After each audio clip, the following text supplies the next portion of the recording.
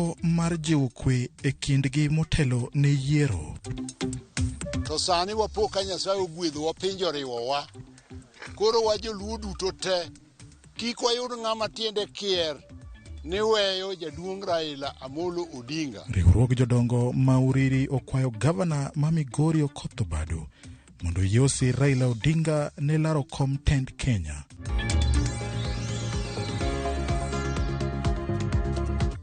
Machiegni nyinga en James. Riwruok mar Kenya Kwanza bade ma Nairobi kotelnegi kod jalar kom gavana ma Nairobi Johnson Sakaja okone piny owacho mondo kik odonjre gi chenro mar yiero maduong' pacho kae. Kenya Kwanza wacho ni chalo ka gima jotend gwenge itiyo godo marach kinde yiero ma higani. Sakaja kod kweth Kenya Kwanza oloso e laro mar kanisa mar St. Francis Catholic mantiere Kasarani. Through the Ministry of Interior, using our chiefs and the assistant county commissioners, that amounts to electoral fraud and malpractice. We know a lot of money has been spent. In fact, 2 days ago, there was a meeting here in Kasarani constituency where the chiefs were given money to start purchasing IDs from the people. And they know these people are already suffering from the economic vagaries, the vagaries of economic hardships, so that they suppress turnout in our strongholds. We want to alert Kenyans, and especially our supporters, not to fall for this. You must keep your identity card with you, or your passport, or whichever document you use to register as a voter. The attempts by the national government administrative officers to try and interfere with the election must be condemned. So, Mheshimiwa Matiang'i, you're not vying for office. Keep away from the elections. Kibicho, you're not running for office. You could have resigned in February and own a t-shirt, a red t-shirt, or Azimio or whatever, but you're not.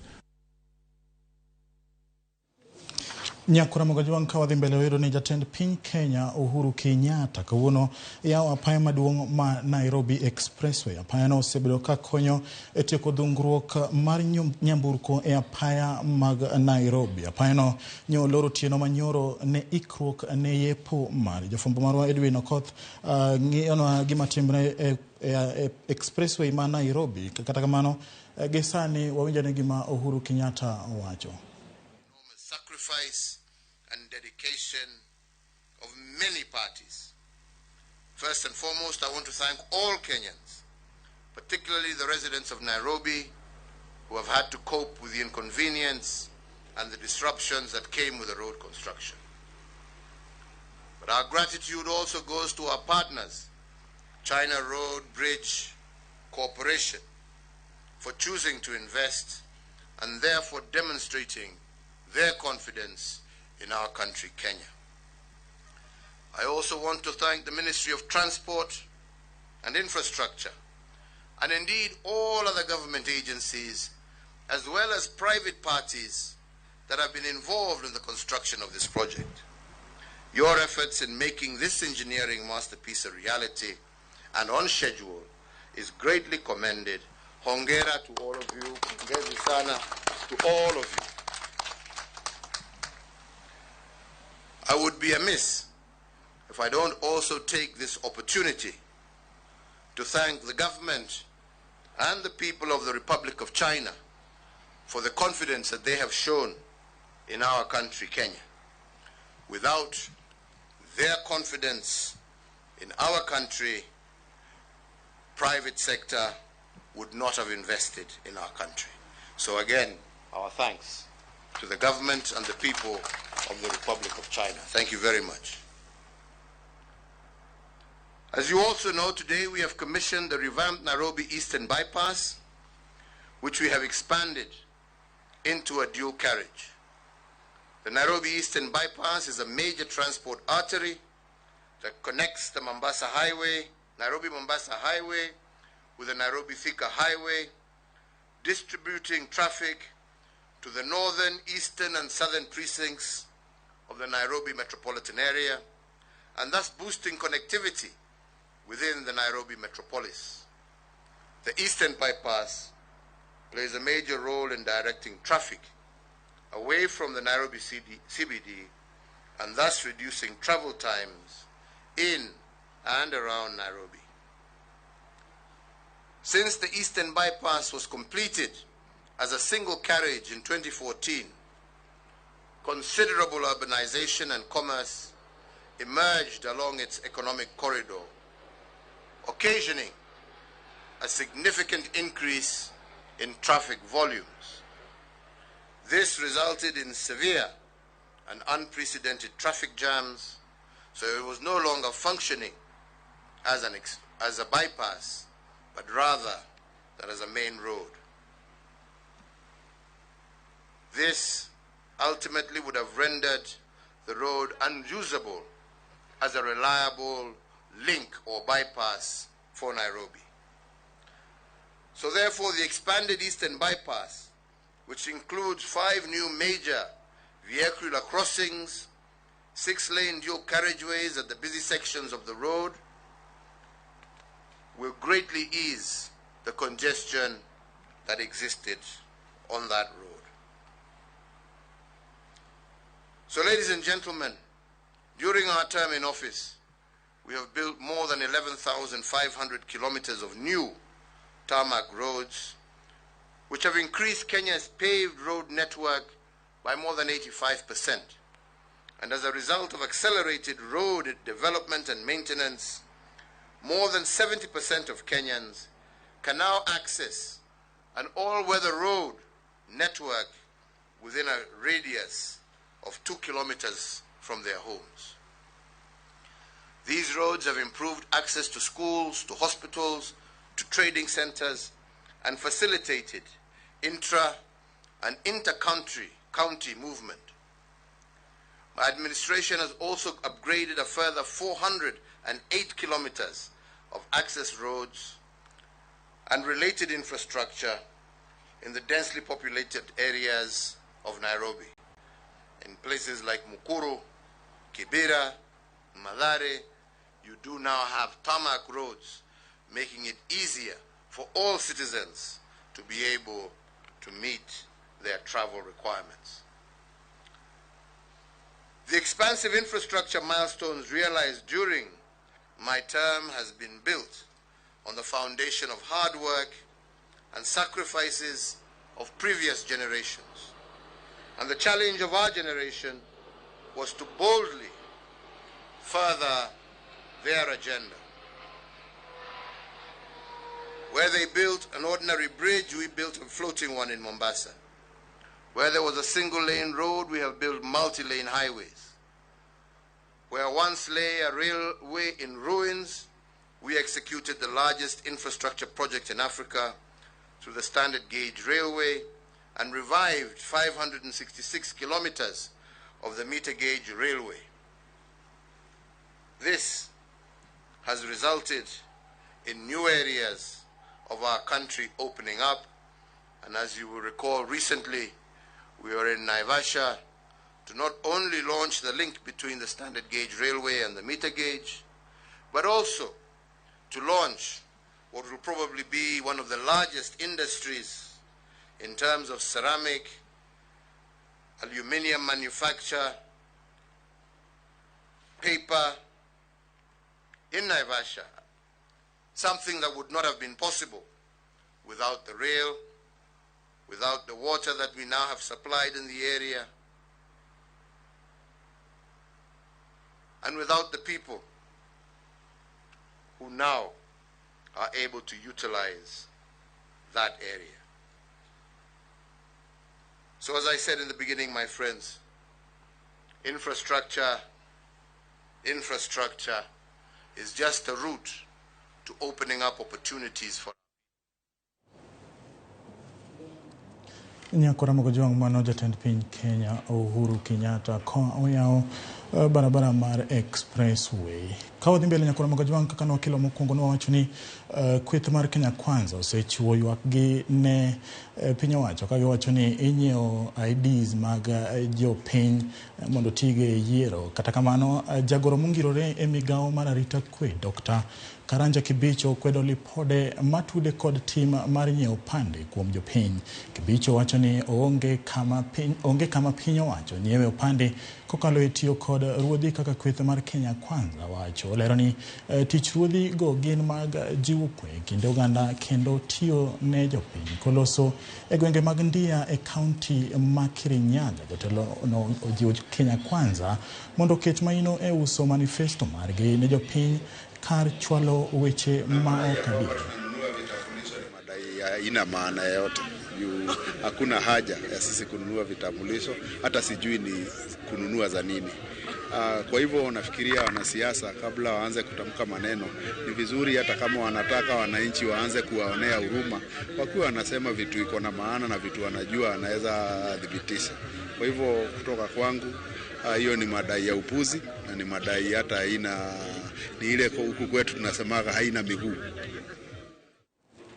Jodolo mag kanisa Katolik omedo kwayo josiasa ma pacho kae mondo okung dhogi kendo gikir weche manyalo kelo midhiero mar tulo ne Kenya. Archbishop Anthony Moheria mar Nyeri bende ojiwo duol mar IBC ni gitim yiero e yorno maratiro.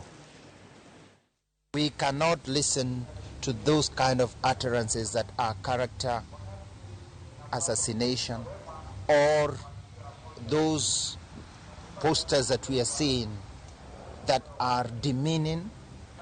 That is no longer politics. That calls for action by the relevant authorities. But above all, introspection to that leader who has to go, that desperate move. It is most unfortunate. May we desist. This is a gift to Kenya. Give Kenya peace by giving them peaceful messages, by utterances that are mature and that are focused on building a Kenya that we desire. Jalar kom Governor kod kweth mar Azimio la Umoja e County ma Kakamega Fernandez Baraza okwedo mokalo weche mane ogol kod jalup jatend piny William Ruto na jatend piny Uhuru Kenyatta mane kane oloso e karod bura mar Lugari kod Lukuyani e County ma Kakamega e kinde timo dwaro mar ombulu. Barasa okoni wechego mane ogol kod William Ruto ok nyis luor kata matin ne jatend piny Kenya Uhuru Kenyatta. Bende ne osingo mar chung kod jatend Azimio la Umoja Raila Odinga kendo neno ni Odinga oyudo kura mathoth kowuok e county no ma Kakamega. William Ruto, you must respect your leaders. There is no way where you are deputy president and now we want to undermine the president in charge. There is no way you being a president, a deputy president, and then you are undermining the incoming president, Raila Amolo Odinga. Sisi kama majeshi ya baba, kuanzia kwa mimi kama gavana wake, tukija hapa Lugari na Bina Bwera na wajumbe wote wa Kakamega County tunasema William Ruto, you must respect the president. Sawa sawa. Kawadhi nyaka e county no ma Migori oyudo ni moko kuom jodongo e sub county ma Uriri e county ma Migori e bwo riwruogi ma ong'ere kaka Uriri Intellectuals okone gavana mar county no Okoth Obado mondo osir Raila Odinga mar laro kom tend Kenya.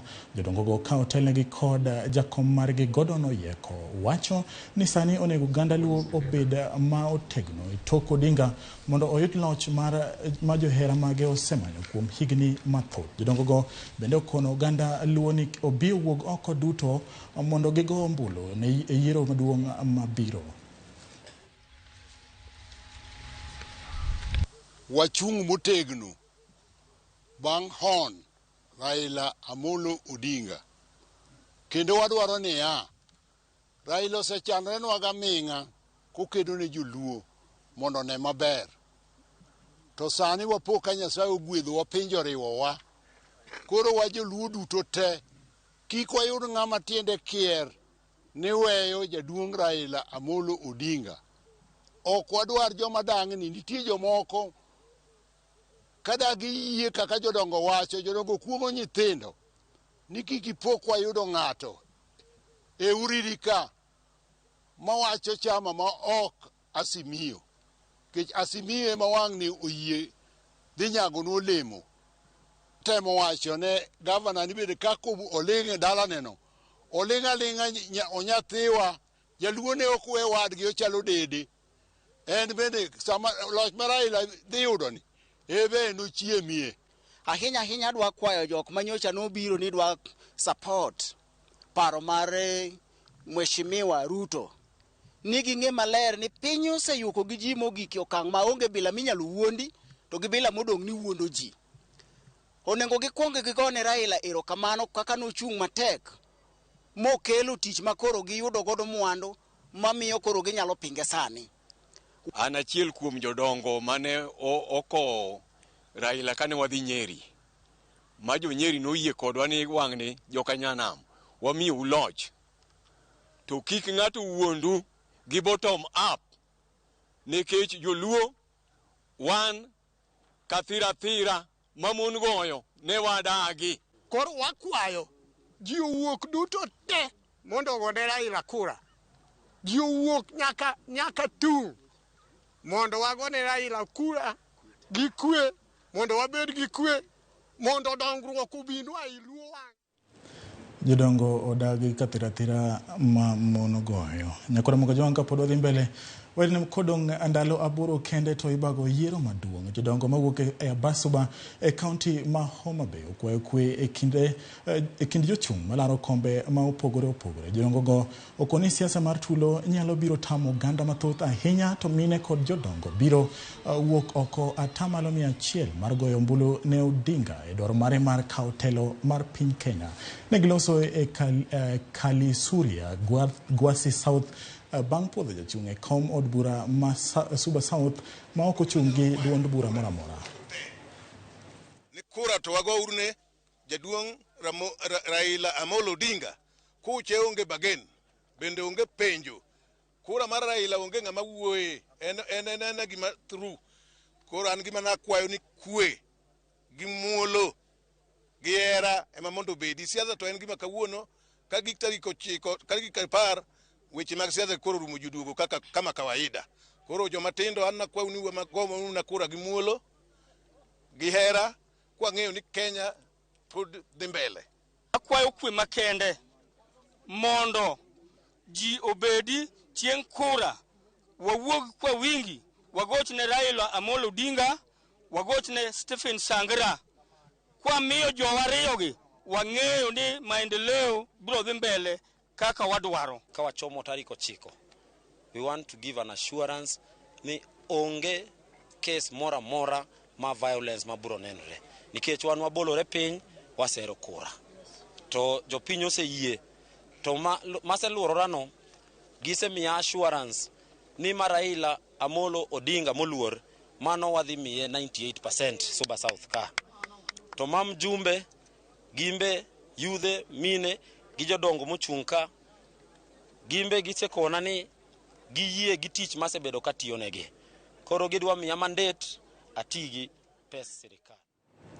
En ndalogo mag sero ombulu nyakora moga jwang' koro tiji en keto gi ratil mondo ng'ini ratil pek komane kaka VOJ owacho ga. Ka wadhi mbele nyakora moga jwang' ni chenro mag campaigns mag sero ombulu e county ma Homa Bay oridore mana gi ndalo 8 to ji dhi e yiero maduong' e pacho kae. Jochung' mag laro kombe mopogore ochako tiyo kod yore mathoth mag lombo jopiny mondo oyiergi tarik 9 dwe manyien. Molain Marucha Ngala ma en jachung' kar kende e laro kom od bura ma Homa Bay ojiwo jochung' duto mondo oket ajenda mar neno ni Raila oyier mbele. Molain ne oloso kabunde county ma Homa Bay bang' yudo sir koa kuom jodongo mag Kanyada. Nikech wuodwa mwaluoro kendo mwahera ahinya Raila Amolo Odinga ochiko State House tir koro kik ombulu dong chien jowa matuo jowa moti jowa mok nyal waduto kaka jochung' wabiuru kanyakla kendo wanegi giduto niko gik tarik 9 to gidonjo e ute mag ombulu mondo migisir Raila Amolo Odinga lwedo kodhi e lweny mapekni. Jodong Kanyada duto nochokore e dalawa mar Kabunde kendo ne giwacho ni giyie ni nyathigi Molin Atieno Marucha odhiyo mondo oyud gima onego yudi. Walemo ne kwa wacho ni ka Nyasaye oyie to donji e Mar Women Rep, Mahoma Bay County. Nyakura magajong wadhi yueyo machuok ka in koda ote machuok nyalo oro namba mara 3 kata Twitter marwa @RAMOGI TV KE kata mara @James Opondo Senior. Kikidhi mabor waduo kod weche mathoth.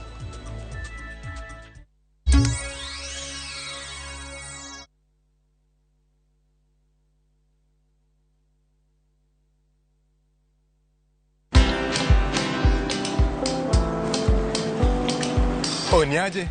Ni kama unashangaa kwa nini naangalia simu with so much focus Usishangae sana. Ni vile nimekuwa ndani ya story kabisa. Ni kama ile hali ya juzi. Ni kama nilikuwa hapo iki happen. And when this new market was being opened, ni kama nilikuwa hapo tu. Hata vile local tourists for a special rate at the coast, I was there. And when this new road was being commissioned, I was right there. Na hata wewe, unaweza kuwa ndani ya story wherever you are.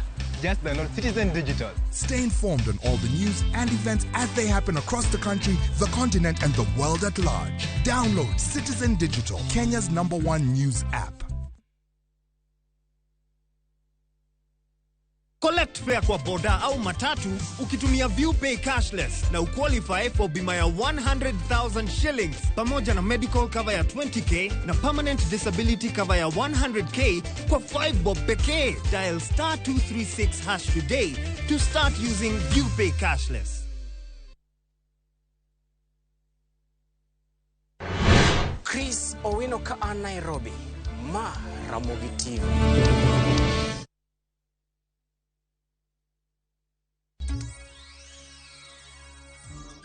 Nyakura magajong machiegni kendo jodak ma ok jo Agikuyu modak e kaunti ma Kiambu kwa Uganda jo Kenya mondo onyakwe kod hera e kindeni ma ji ochomo yiero maduong'. Jodak go osechako bet kod luoro kaluwore kod weche midiro kod jotelo mopogore opogore e kindegi mag siasa. Gikoni weche go nyalo nyayo tulo e kindegi mag yiero kendo gi kwayo ni mondo jo siasa mondo tim sero ombulu e yorno mar kwe.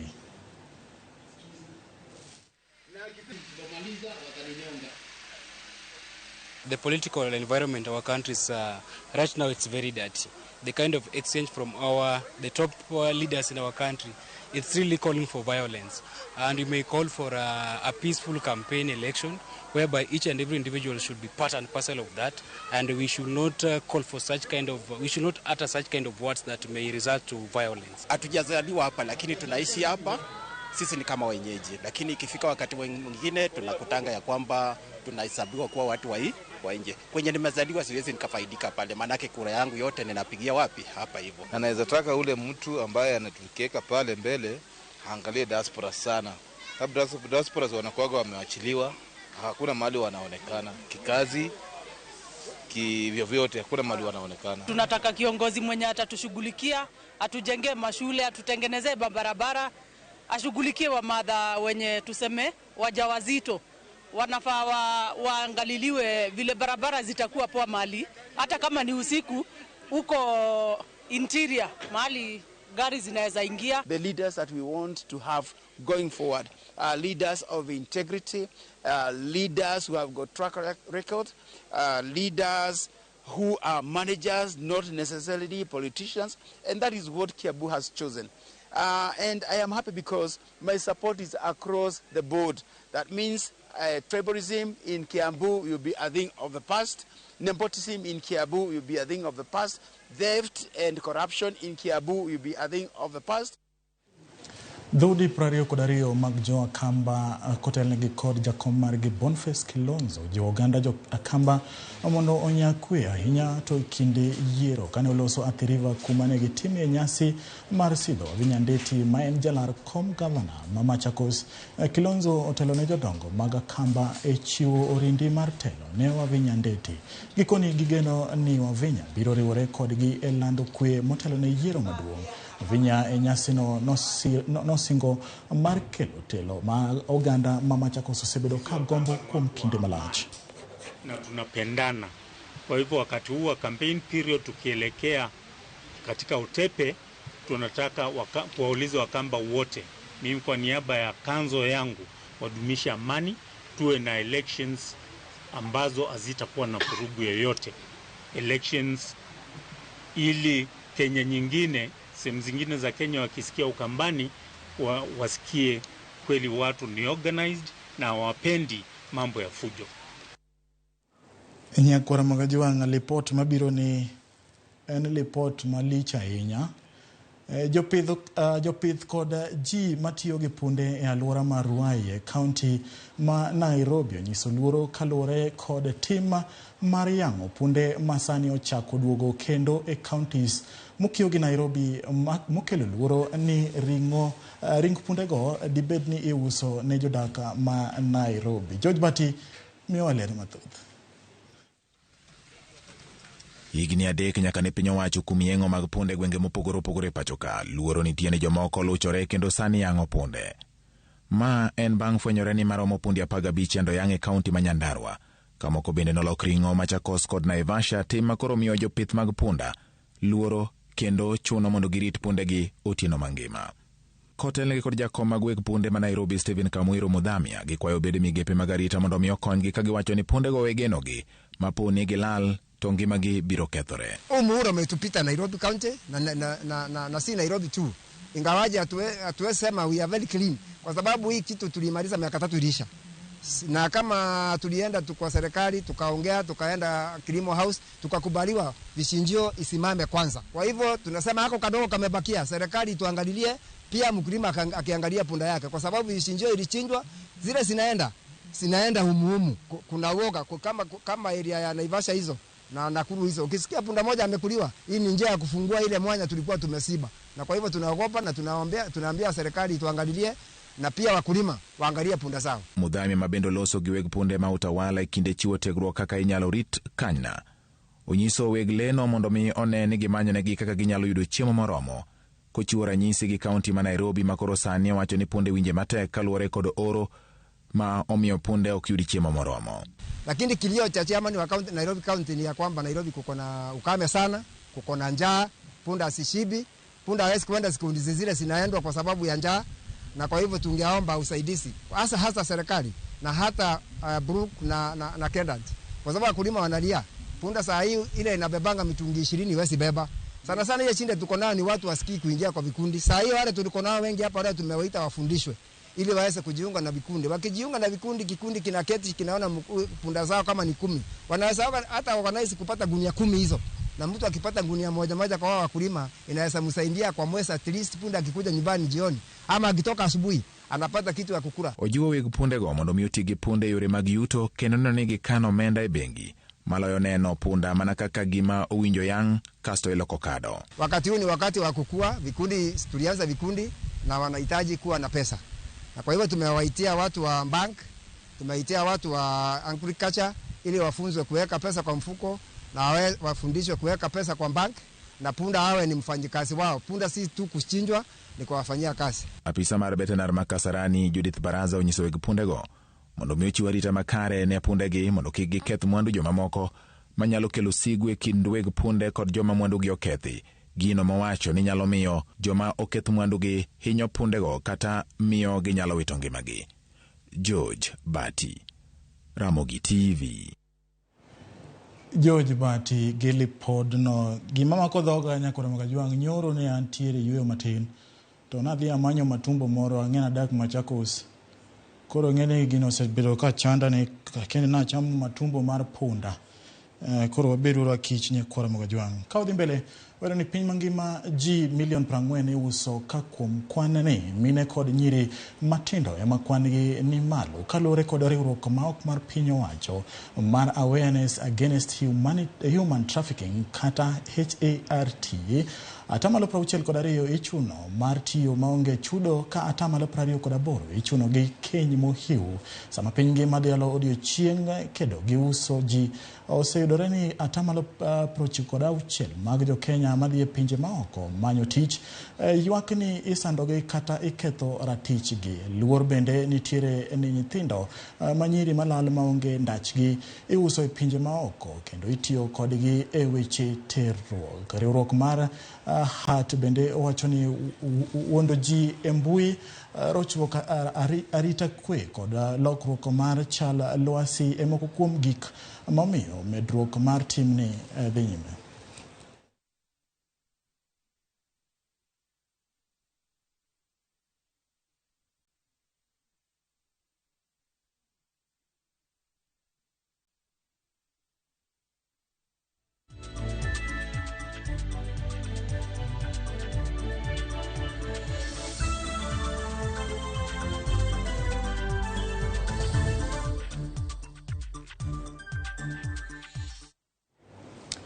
To kawadhi nyaka pinje maoko wayudo ni oula mapek matucho apaya onego ji 25 koting'o nyithindo gwenge ma Appalachia ugwe mar Kentucky. Masira mawachore kaka marachie moloyo gwengego kuom higni bura mokalo. Gavana ma Kentucky Andrew Bashir owacho ni luoro nitie ni kwan mag joma owito ngimagi nyalo medore kaluwore ni mier koda kuondego mag ohala pod pi okwako. Gavana no ojiwo oganda mondo obed motang' kaluwore ni koth mapek igeno ni dhi goyo gwengego chak juma manyien. Jatend piny Amerika Joe Biden ojiwo sir ne joma reso oganda ma midhiero mar pi omako.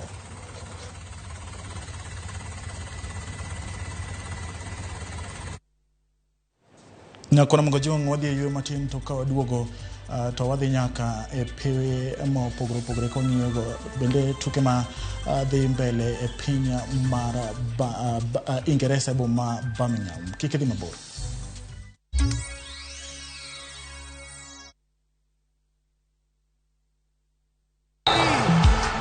To Nairobi wuoguru oko duto ma lich makikiwe ng'ato pimni.